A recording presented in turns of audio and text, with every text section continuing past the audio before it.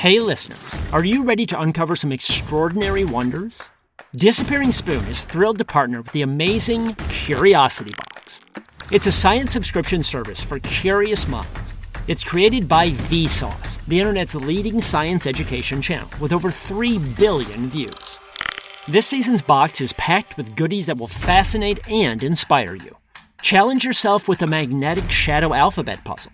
Piece it together to spell out the alphabet using only the letter shadows. Or discover the picture pot, where art and mathematics merge into a colorful, creative masterpiece. It is fun and educational. And the highlight, a sample of recreated Martian soil. Experience the thrill of holding the red planet right in your hands. Don't miss out on this unique adventure. Subscribe to Curiosity Box now and celebrate the incredible achievements of science. For 50% off, use the offer code SPOON at the-curiosity-box.pxf.io/disappearingspoon. That's offer code SPOON at the-curiosity-box.pxf.io/disappearingspoon for 50% off today. Unbox the mysteries of the universe with Curiosity Box. Paul Stoutenburgh walked into his office and froze. Something wasn't right. But what? He looked around. Stoutenburgh worked as a patent lawyer for the highest profile piece of technology in the world in 1946, the atomic bomb. All the details of its construction, all the blueprints, were right there in his office. It was the highest concentration of atomic secrets in the world, which of course would make his office a prime target for stealing atomic secrets. And the pressure of keeping those secrets was eating at Stoutenburgh.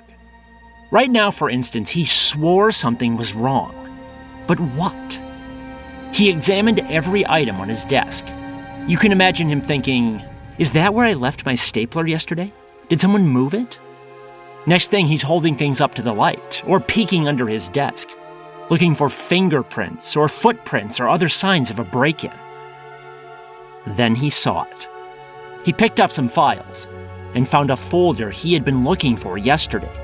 He'd searched his whole office then and couldn't find it. Now here it was. Had he simply overlooked it? Or had someone taken it and put it back? He just didn't know. And that lack of certainty left him furious. Perhaps he slammed the folder down. Something was going on. He was sure of it.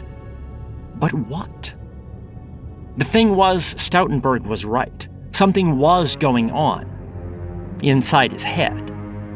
He was slowly being driven mad by paranoia. Paranoia that would soon destroy him and lead him to shoot his wife and daughter. To this day, no one knows why. Was he simply trying to protect them? Or was he caught in the web of something bigger, something darker and more deadly? Something perhaps related to those atomic secrets.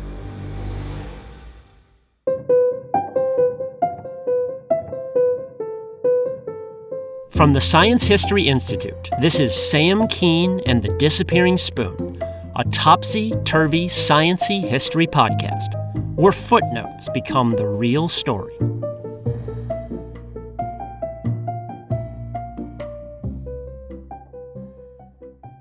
Believe it or not, the U.S. government patented the atomic bomb during World War II, which seems faintly ridiculous, no?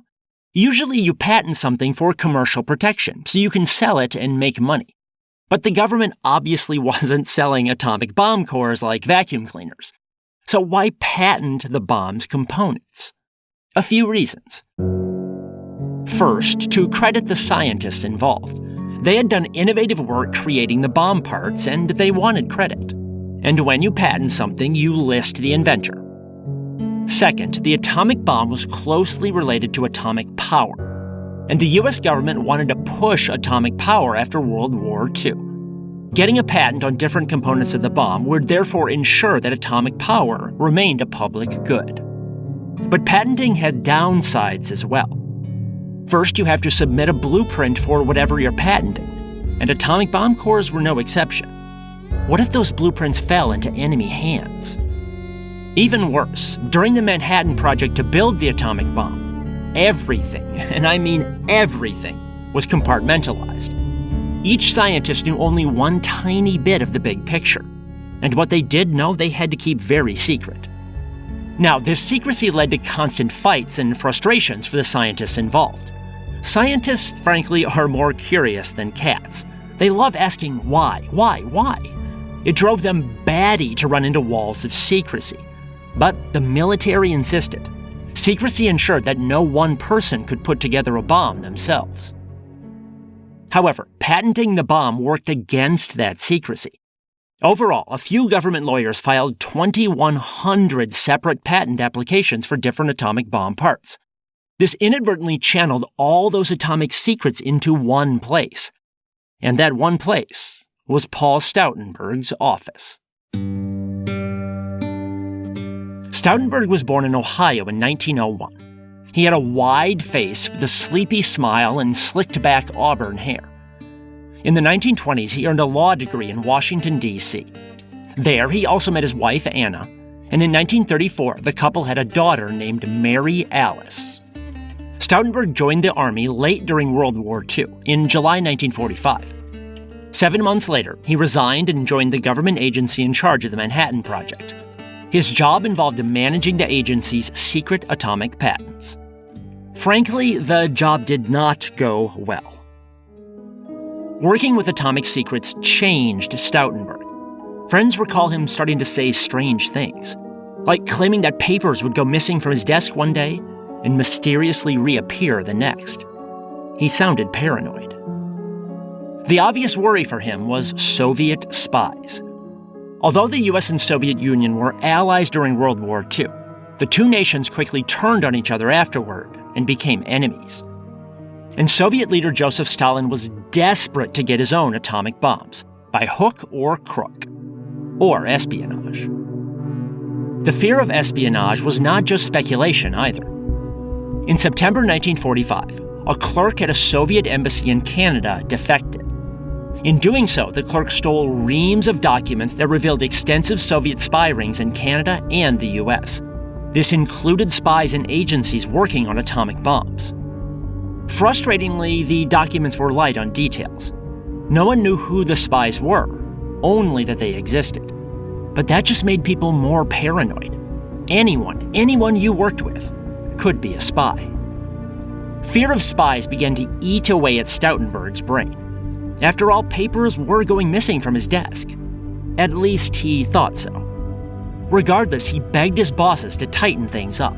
It's not clear what he recommended specifically. Perhaps fatter locks on the doors, or stricter control over who saw what. But we do know his boss's reaction. They ignored him. They did nothing, which crushed Stoutenburgh. Here he was trying to protect his country and his family from menacing Soviet spies, and no one seemed to care. Stoutenburgh soon grew depressed, and he began to deteriorate mentally. There are reports of him scrawling equations on the walls of his home. No one knows why. And sadly, Stoutenburgh could not keep his paranoia and fear bottled up. He soon lashed out in the worst possible way, on his innocent wife and daughter. The Labor Day weekend sale is on at Tanger Outlets. Score up to 70% off at top brands like Nike Factory Store, Crocs, J. Crew Factory, Gap Outlet, and so many more. Refresh your wardrobe with the latest arrivals for less from all your favorite brands this Labor Day weekend. Tanger Outlets. Always on trend, always on sale. Plan your trip at Tanger.com.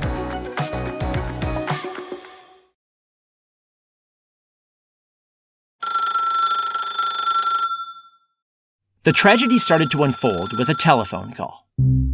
It was a Sunday in March 1946.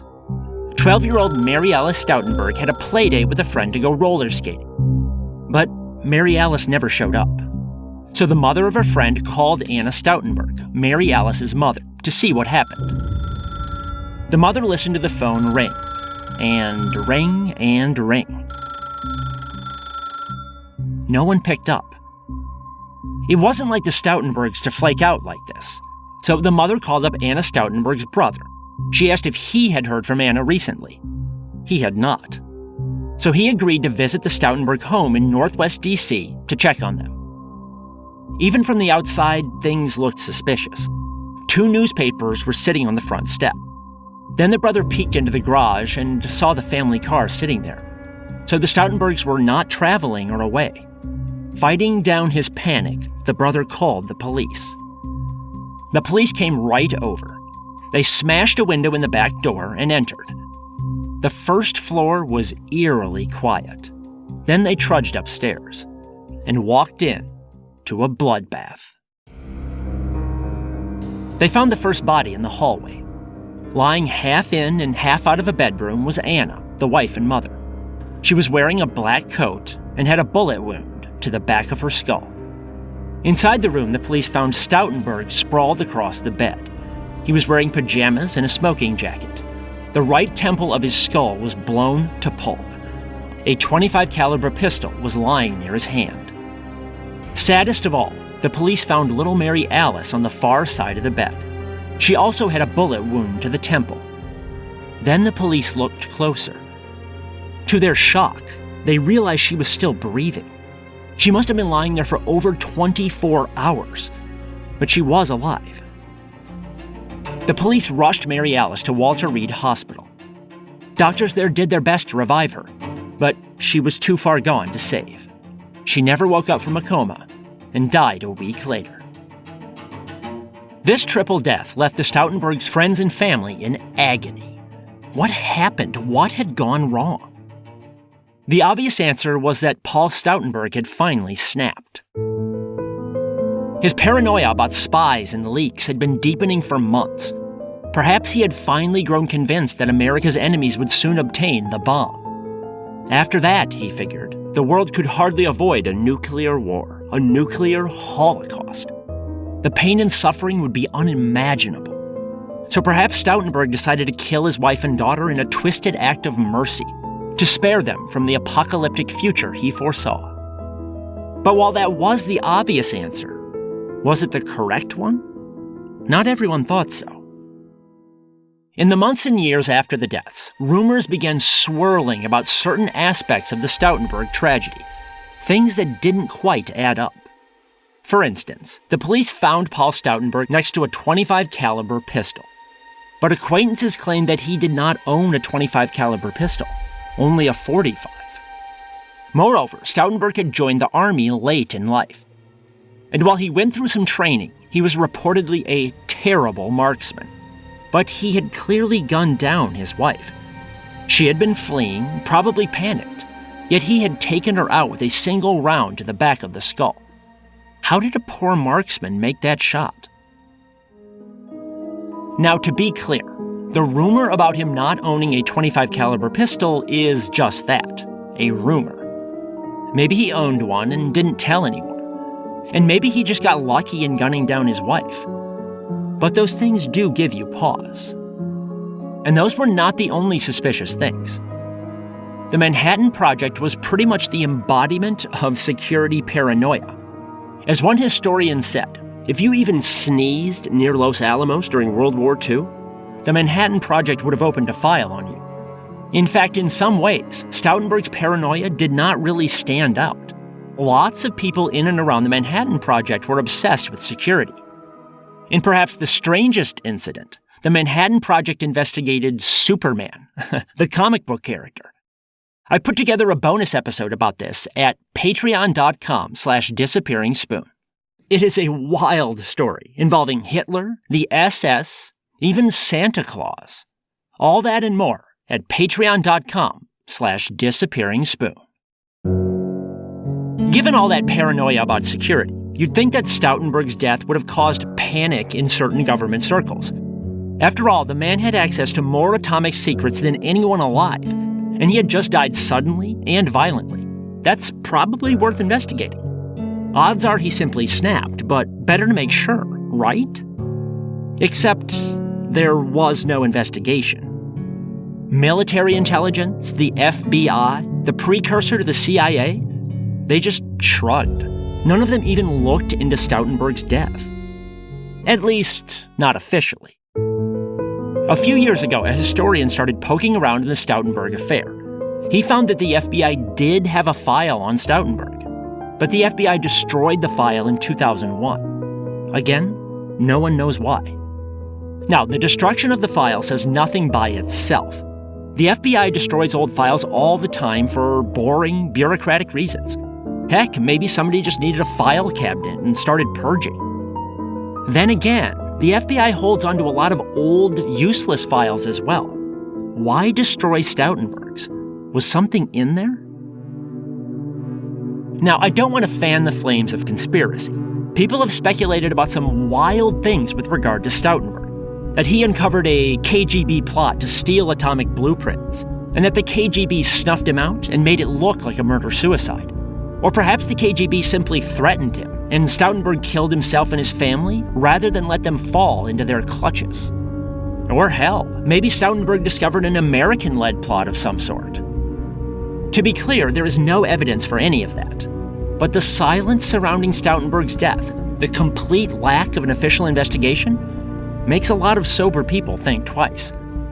The man with access to more atomic secrets than anyone in the world suddenly kills himself, and the already pretty paranoid officials at the Manhattan Project just yawn? It doesn't make sense. But even laying aside a potential conspiracy, there's something else I find fascinating about this story. Fascinating and heartbreaking. Let's use Occam's razor and assume Stoutenburgh simply snapped. He killed his family because he thought atomic secrets were being stolen, and in his twisted mind, he wanted to protect them somehow. But in truth, that whole mad chain of logic was based on faulty assumptions, because you can make a good case that there was no secret of the atomic bomb. In some sense, the whole idea of secrecy there is a myth. What I mean is this. There were certainly aspects of the atomic bomb we did not want falling into enemy hands, especially with regard to plutonium bombs. Plutonium bombs required a lot of intricate, innovative parts. Even the existence of plutonium itself was a secret for a long time. Uranium bombs were different. To blow up a uranium nuke, you needed to start a runaway chain reaction in uranium. And all the scientific knowledge about starting a runaway chain reaction in uranium had been published by 1939. In other words, any competent physicist in the world knew how to make a uranium bomb before World War II even started. The real barrier then to atomic bombs was not secret knowledge. It was material. Runaway chain reactions require enriched uranium, which takes ruinous amounts of time, energy, and money. During World War II, enriching uranium cost something like $1 billion and required years of work from tens of thousands of people. Making a uranium bomb then did not require hidden knowledge, a secret formula on a blackboard in a locked room. No, it just required machines and factories and billion-dollar budgets. And trust me, uranium bombs can do plenty of damage. So why was there so much secrecy surrounding the Manhattan Project? Partly to guard the secrets of plutonium, but mostly because the military ran the project and military people didn't understand that with uranium bombs, there wasn't that much of a secret to guard. Military people were secretive by nature and they couldn't let the habit go. But to the scientists involved, all the fuss over secrecy seemed irrational and absurd. They knew the enemy would figure things out eventually, even with plutonium bombs. Secrecy could delay the enemy by a few months or years, which can be important. Delays can win you a war even. But if the enemy has enough time, money, and will, you simply cannot keep the bomb out of their hands forever. And to me, that's what makes the Stoutenburgh case so heartbreaking. He seemingly murdered his wife and daughter from a fear of secrets being exposed. But many of those secrets were not secrets at all, at least not worth one's dying for. The only thing that got exposed was the sadly deranged state of Paul Stoutenburgh's own mind.